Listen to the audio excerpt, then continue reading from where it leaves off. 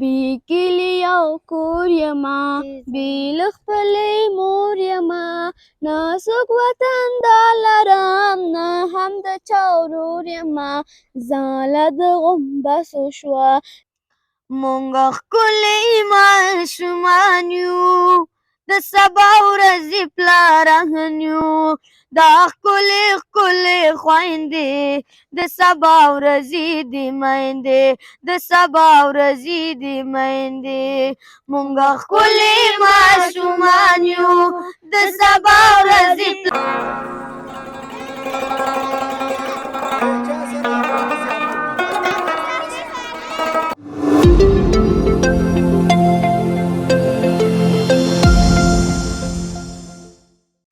بسم الله الرحمن الرحیم. لار څه باندې تاسو ټول ته سلام او مینه او احترام وړاندې کوم. خوشحاله په دې چې تاسو نن دغسې په مسکان د څېرو کې وینو، ځکه چې تاسو مینې محبت ته، لاسنیوي ته او ډاډ او تسلیت ته ډېره زیاته اړتیا لرئ. هغه څوک چې تاسو په دغه سخت حالت کې تشویقوي، ملاتړ هم کوي او داسې لارې ته هم برابروي چې هغه هم ستاسو د عزت او د عظمت نښه ده، هم د وطن د عزت او د عظمت نښه ده چې هغه تعلیمي لاره تعقیبول دي. موږ ستاسو په درد باندې پوهیږو چې د پلار نشتون د هر انسان لپاره درد، کړاو، زجر، تکلیف، اندېښنې دغه ټول له ځانه سره رانغاړي. مګر په ټولنه کې داسې څوک هم شته چې د یو پلار، د یو مشر ورور، د کورنۍ د یو سرپرست په څیر باندې مینه درکړي. دغه دوه ملګري زما څنګ کې ولاړ دي، عزت استاد او حضرتي صاحب. تاسو ته به هغه شخصیت، ژوند، حیثیت، مینه، محبت، اخلاص ټول در معلومي. خو مګر د دوی تر شا چې کوم ملګري ستاسې ملاتړ کوي، دوی ستاسو غږ وررسوي، دوی فزیکي لحاظ باندې په خپله منډې رامنډې کوي، دا هغه څه دي چې دوی د ایماني او افغاني احساس له مخې کوي. ستاسو لپاره به ښه دا وي چې په ټوله کې تاسو له ناامیدۍ، بېوسۍ او بېکسۍ نور ونه کړېږئ. ولې؟ تاسو د دې ټولنې هغه برخه جوړېدلی شئ چې همدغسې د وطن د یتیمو، یسیرو او هغه بچیو چې هغوی څه په لاس او واک کې نه لري، تاسو به یې سبا ته لاسنیوی کوئ. که چېرته مو تعلیم وکړه، که چېرته مو دغه د زده کړې بهیر، دغه میتود، دغه میکانیزم، دغه تقسیم اوقات تعقیب کړه، دوامداره ورته راغلی، د خپل ملي احساس له مخې درسونه وویلې، سبا ته به د وطن د هغه بچیو لپاره چې هغوی بې سرنوشته دي، څه په واک کې نه لري او دا ستاسو غوندې فکر وکړئ چې ناامیده شوي هم دي، د هغوی لاسنیوی به تاسو کوئ. موږ د یو ښه مسلمان، د یو ښه افغان په توګه باندې دا مسؤلیت لرو چې ستاسو ټول ناز، روا غوښتنې، د فکر احترام په ټول په ځان باندې عملي کړو. وجه یې دا ده چې موږ ته اسلام د دې لویه وینا کړې چې د یتیم پالنه څومره اجر او ثواب لري، په دنیا او آخرت د عزت او عظمت او د اجر څومره لوی باعث کېدلی سي، دی موږ ته راښودلي دي. تر څنګ د یو ناچار او مظلوم په خپله څوک چې په کور کې بې سرپرست دی، څوک نه لري، تعلیم ترې پاتې کېږي، نفقه یې ښه نه برابرېږي، هغه مجبور او مکلف ده چې یو څوک یې لاسنیوی وکړي او بالاخره دوی د ژوند له رنګینیو او له خوندونو برخمن سي. دغه ستاسو ټول میتود ما یو اندازه پورې په ټولنیزو رسنیو کې مطالعه کړی و، اوس هم په خپله ولیده. یوازې ستاسو لپاره اړتیا دا ده چې د غریب سړي اولاد څومره چې ښه ځلیږي او ښه ثابتېږي، په دنیا کې ډېر لوی شخصیتونه، سرمایه‌داران، ډېر لوی باعلمه اشخاص تاسو وګورئ، وروسته مطالعه کوئ تاسو چې هغوی زیاتره غریبان، ناچار، بېوس او بېکسه دي. مګر نن په دنیا کې هغوی د هر چا نه ښه ژوند لري. علت یې دا ده چې هغه پرته له تعلیم کولو، پرته له زحمت ویستلو، پرته له کار کولو بله لاره او چاره نه لري. تاسو هم باید دغسې واوسئ. اوس دا د ماشاءالله ټول په ډېرو هغه مسایلو چې مخکې پرې نه پوهېدئ، کال یو نیم کال مخکې، اوس ورباندې پوهېږئ. خو دا مزل یوازې کال 2 کاله نشي کېدلی، 10 کاله، 12، حتی لیسانس، ماسټري دا به کوئ. که ډاکټران کېږئ، که دوی انجینران کېږئ، تاسو به د زخمي وطن د ملهم پټۍ جوړېږئ، د خپلو خویندو او میندو د ټپونو علاج به ورته کوئ، د هغوی د ناروغۍ علاج به ورته کوئ او دوی به د وطن آبادۍ لپاره دغسې کار کوي. که چېرې دغه لړۍ دوامداره کوي او خپل همت څنګه مو چې دوامداره ساتلی ونه بایلئ، تاسو به د وطن تر ټولو ښه ستوري اوسېږئ. دغه د یو مشر ورور، د کاکا، د پلار په حیث باندې دا ملګري ستاسو ملاتړ کې راوستلي، پارک ته چکر ته راوستلي. تاسو باید دا هر څه نظر کې ونیسئ او ډیر با همت اوسئ. زه غواړم نن تاسو هغه وړتیاوې استعدادونه چې دغه څه موده کې مترلاسه کړي دي په ډیر جرأت سره له تاسو نه واورم. هغوی چې زموږ خویندې دي زما ورېرې هستئ، تاسو به د ترانې هغه ټیم چې د یتیم ترانه راته وایي، د وطن راته وایي، هغه به درنه واورم. او هغه زما دغه اولادونه چې دوی غواړي چې دوی د وطن ترانه راته وایي، ټاپک راته وایي، او که نه دوی د یتیم ترانه راته وایي د خپل ټیم سره، دا به راته مخکې ویسي تر څو پورې دا ثابته شي چې مونږ نه ماتېدونکي یو او مونږ هغه چا ته چې هغوی بیرون دي ستاسو په وړاندې به دغه هیلې ارمانونه لا پیاوړي او غښتلي شي چې د وطن یتیم بچي پالل کېږي، د دوی تر څنګ یو څوک ولاړ دی او ډاډ او تسلیت ورته ورکوي تر څو پورې لا ډېر لاسنیوی مو وکړي. له تاسو څخه ډېره زیاته مننه کوو چې تاسو راغلئ او دا زموږ ولسونو ته او زموږ غږ هم ورته پورته کړو، زموږ غږ هم ورته ورسوو. په دې لړۍ کې به موږ د یتیم ترانې ته بلنه ورکوو چې راشي د یتیم ترانه وکړي. مونږ ښکلي ماشومان یو، د سبا ورځې پلاران یو، دا ښکلي ښکلي خویندې د سبا ورځې دي میندې، د سبا ورځې دي میندې. مونږ ښکلي ماشومان یو، د سبا ورځې پلاران یو، دا ښکلي ښکلي خویندې د سبا ورځې دي میندې، د سبا ورځې دي میندې.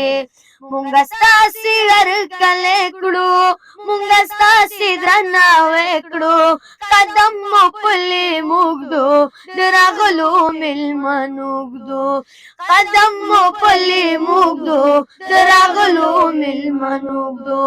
مونږ ستاسې احترام کړو، مونږ ټول ستاسې بچیان یو، مونږ ښکلي ماشومان یو، د سبا ورځې پلاران یو، د سبا ورځې پلاران یو. مونږ درس وایو تعلیم کړو، هم د هر مشر تعظیم کړو، خدمت به د خپل دین کړو، په مینه به ژوندون کړو، خدمت به د خپل دین کړو، په مینه به ژوندون کړو. په جنګ باندې نفرین کړو، مونږ ټول مسلمانان یو، مونږ ښکلي ماشومان یو، د سبا ورځې پلاران یو، د سبا ورځې پلاران یو.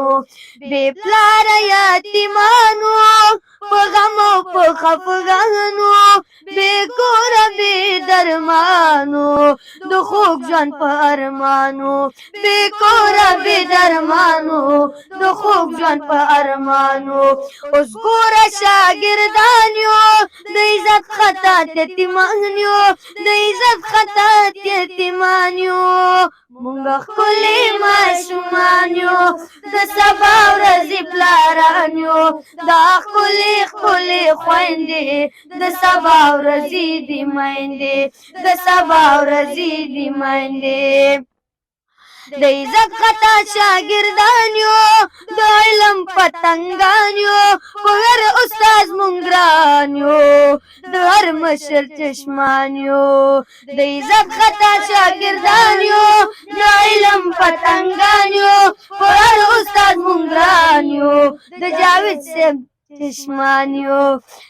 د مور او پلار ارمان یو، بس ټول ایمان ایمان یو، بس ټول ایمان ایمان یو. مونږ ښکلي ماشومان یو، د سبا ورځې پلاران یو، دا ښکلي ښکلي خویندې د سبا ورځې دي میندې، د سبا ورځې دي میندې. والسلام.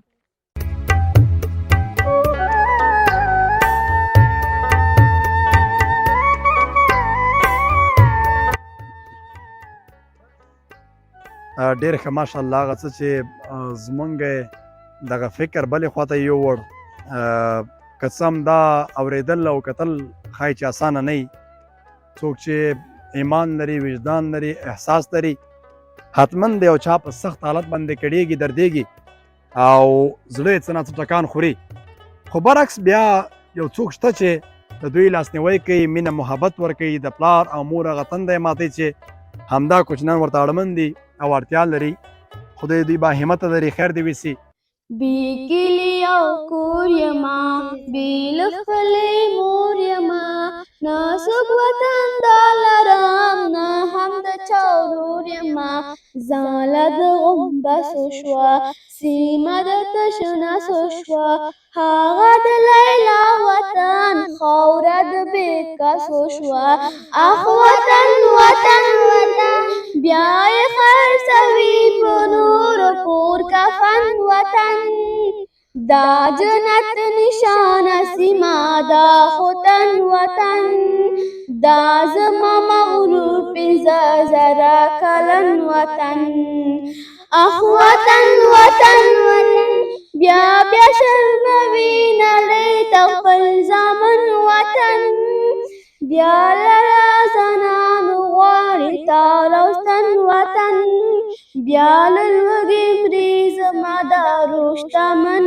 وطن خدایا موږ سارې کنه غم کې زموږ یې کنو نور نو له دې څومره ډېر ستړي ازمایې کنه ای د عدالت ربا دا لوبه خو رانه کړې نور که څه کوې کنه خلاص مو له عذابه کړې اخ وطن وطن داسې بې جانان د نوي دا مین وطن داسې بې سندرې بې هنر او بې فن وطن داسې لا علاج او بې طبیب وطن اخ وطن وطن څنګه بې ملیاره شو زما ګلشن وطن څنګه بې صاحبه پاتې ګل بدن وطن څنګه بې بهاره دی چمن چمن وطن بې کلي او کور یما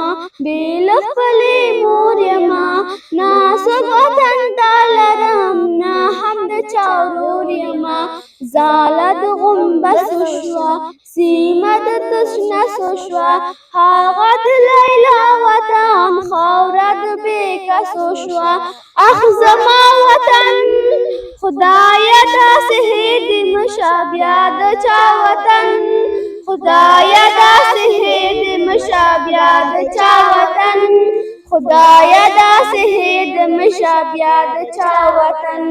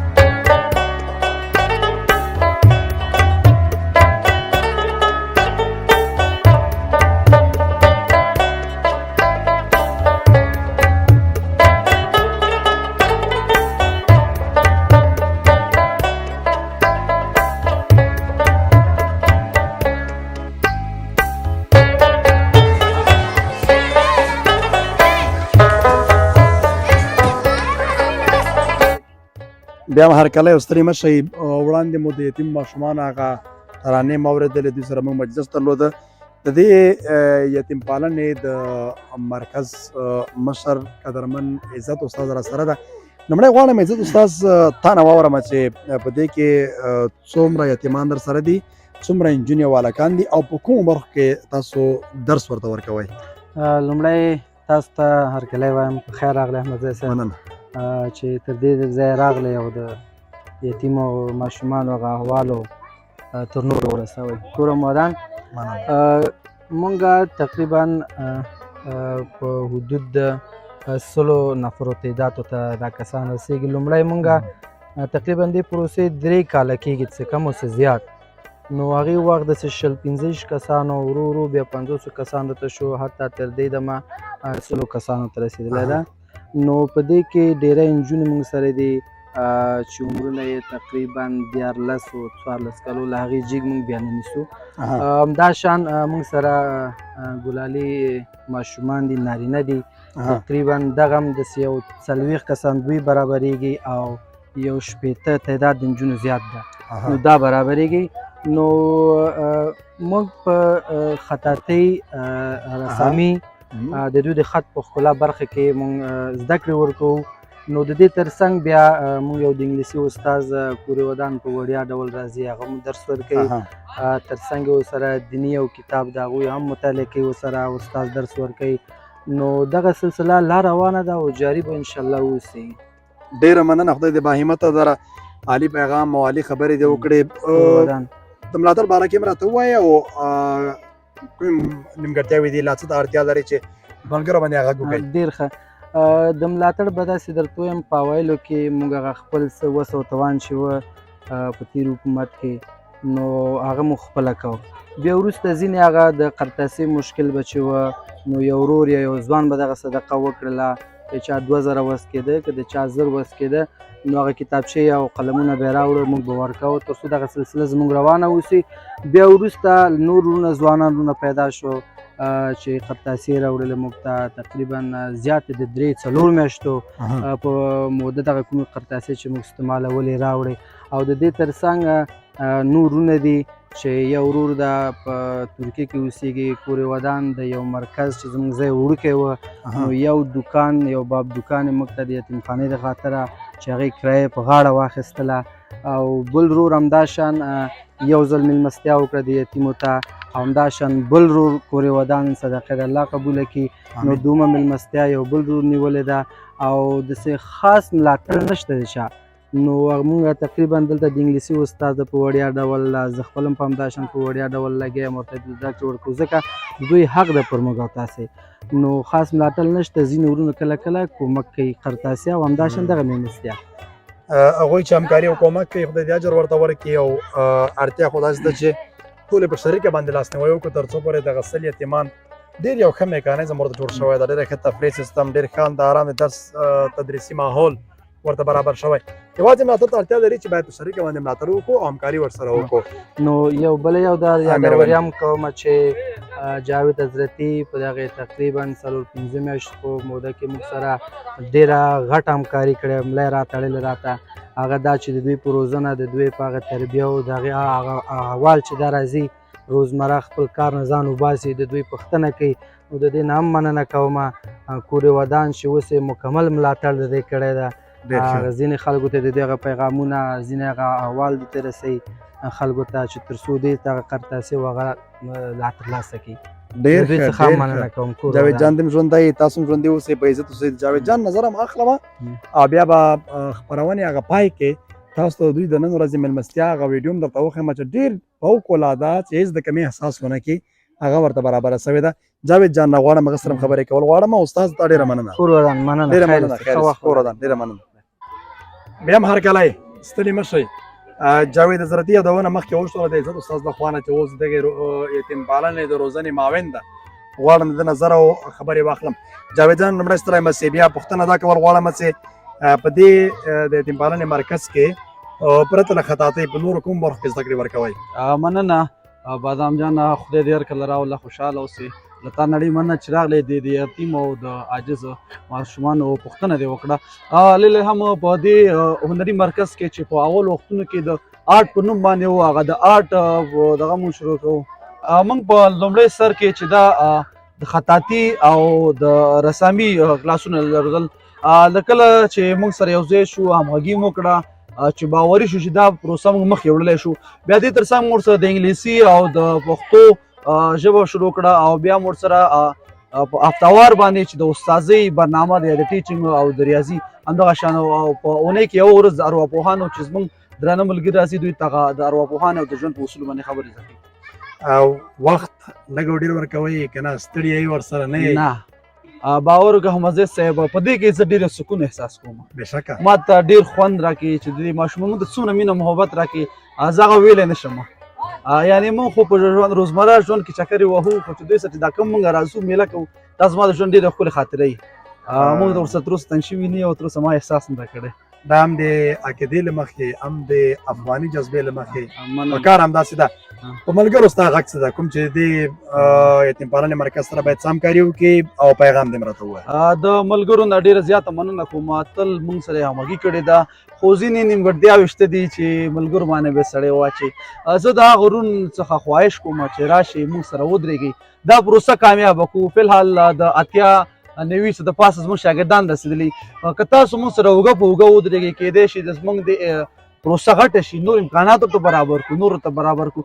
یعنې موږ په ورځ کې 1 ساعت 2 ساعته د ټاکلی ده، موږ کیدای شي نور زیات وخت ورته وټاکو. ډېر به ښه شي، ډېره مننه کور ودان. جاوید اظهردي را سره و خبرې مو ورسره کولې. غواړم هغه وروستۍ میله هم در باندې وګورم چې د ماشومانو لپاره تیاره شوې ده او ډېره خاصه او ځانګړې میله ده. د ښه شور ده په دغه ځای کې، دا شور د مینې محبت او د خنداو شور ده. هغه ډوډۍ میله به یې وروسته وګورو چې تفریح دپاره دغه یتیمان اوستل شوي دي. بیا به هغې نه پس ته خپرونې ته د پای ټکی ږدو. ډېره مننه.